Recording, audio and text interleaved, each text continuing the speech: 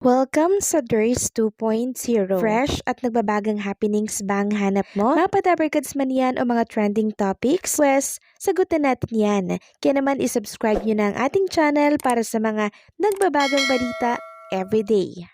So ayun, welcome back again sa ating YouTube channel mga kadabarkads. And for today's video, ang pag-uusapan natin ay tungkol sa mga importanteng ganap sa loob at sa labas ng Itbulaga. So bago po magsimula ang Daklones kanina, nag-alay muna ng kanta si Dabarkads Ay Sigera dito po sa Daklones.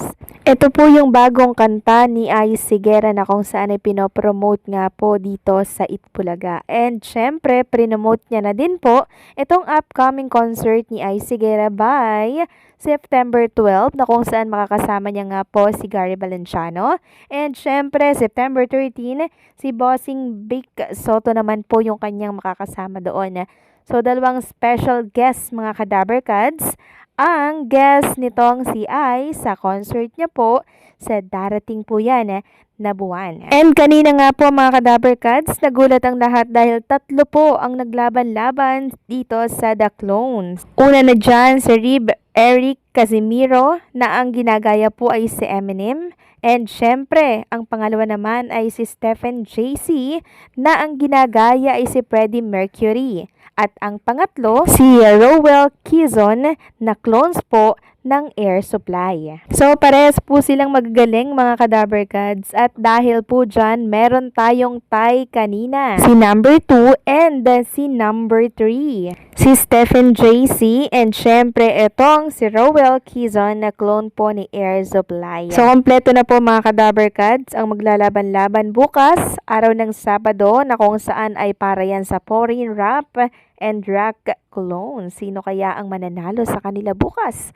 Yan ang tututukan po natin. Samantalang marami pong nagtatanong bakit daw po walang mga singing queens and syempre wala pong therapy kanina. So ito po yung dahilan mga kadabarkads. Kailangan po ng maraming oras ng Itbulaga dahil tatlo po yung contestant nila kanina para po yan sa The Clones. Samantalang si Dabarkads Ay Sigera naman po mga kadabarkads ay nagpapasalamat nga po dahil siya ay nagkaroon ng tsansang makapag-guesting ulit dito sa Itbulaga at syempre makapag-promote po ng naturang upcoming event niya and concert mga kadabarkads.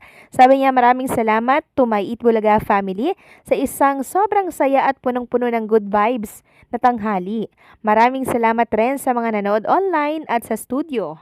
And kung gusto niyo po mga kadabarkads na bumili po ng ticket nitong si Ay Sigera para sa kanyang concert, magpunta lamang po kayo sa kanyang account. Then, meron po diyang mga link. I-click nyo lamang yan mga kadabarkads. Nang sa ganun, ay makapagpa-reserve na po kayo ng ticket para hindi po kayo hassle pagpipila pa kayo. Okay? Samantalang, Jean Jordan Abina mga kadabarkads ang grand winner po ng The Clones. Naka 9.4 million views na po sa TBJ official page. At kanina nga po in-story niya ito sa kanyang Facebook account. Grabe no? 9.4 million going 10 million. Ganyan kadami yung humahanga at talaga naman pong nagalingan dito kay Karen Carpenter or mas kilala po na si Jean Jordan. Samantalang si Dabarkad Zombie naman po mga kadabarkad, salip na umuwi po siya sa Nigeria, siya po ay nagtirik na lamang ng kandila para po sa kanyang ama. At ang inalay niya po mga kadabarkads ay yung 4 years niya pong inalagaan na buhok. Makikita nga dito sa kanyang post kanina, yung picture po ng dad niya, meron pong mga tirik na kandila dyan mga kadabarkads. So talagang nagluluksa po si Dabarkad Zombie. Sabi niya nga dito, rest in peace dad, you show me the way to God and the path to wisdom and wealth. Your legacy lives in my faith, my work, and my heart forever. Samantalang, opisyal na pong winelcome ng PTV ito pong dating executive ng Tape Incorporated sa programa po na Itbulaga. Sabi nga dito, maligayang pagdating sa People's Television Network, aming bagong General Manager, Miss Maria Lourdes Chua Pagar. And since nandito na nga po si Ma'am Malu Chua Pagar sa PTV, merong mga nagsasabi na baka daw magawa ng noontime show si Ma'am Malu Chua Pagar dito daw sa PTV. at dalhin yung tahanang pinakamasaya. Yan po yung ilan sa mga komento ng ilang mga netizen na nabasa ko po sa post ng naturang account. Sabi nga dito ng isang netizen, nandito na siya sa tahanang pinakamasaya para daw sa bayan. Alam nyo po mga Kadabarkads, sinagot po siya ni Ma'am Maluchua Pagar. Sabi niya, excuse me, I was retired in December 2020 po. Check your facts, please. So, retired na po siya ng January 1, 2021. Sabi nga dito nung nag-reply, na-check ko na, January 1, 2021 ka pala nag-retire. Pasensya na po. Then, sabi pa ng isa dito, baka magkaroon na ng noon-time show yung PTV4, baka dito ilipat yung tahanang pinakamasaya. Dapat yung studio na gamitin nila, yung sa Broadway Syndrome. So, hindi po ata aware yung nag-comment mga Kadabarkads na wala na pong tahanang pinakamasaya. Kasi, yung tahanang pinakamasaya ay pinasara na. So, for 41 years mga Kadabarkads, nakasama po si Mama Luchua Pagar ng Dabarkads natin and syempre ng Itbulaga family, lalo na po ng TBJ.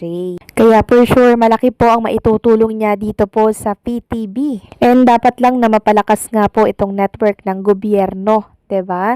Nang sa ganon ay malaman ng mga tao kung ano po yung mga programa ng government natin. Samantalang kung si Ma'am Maluchua Pagar ay nasa PTV4 na po, ito naman pong si Mr. Johnny Manahan mga Kadabarkads ay nasa TV5 naman. And hindi lang po isa ang project niya dito, kundi dalawa mga Kadabarkads. Katunayan po niyan, meron pong nag-share ng picture niya habang siya po ay nasa meeting.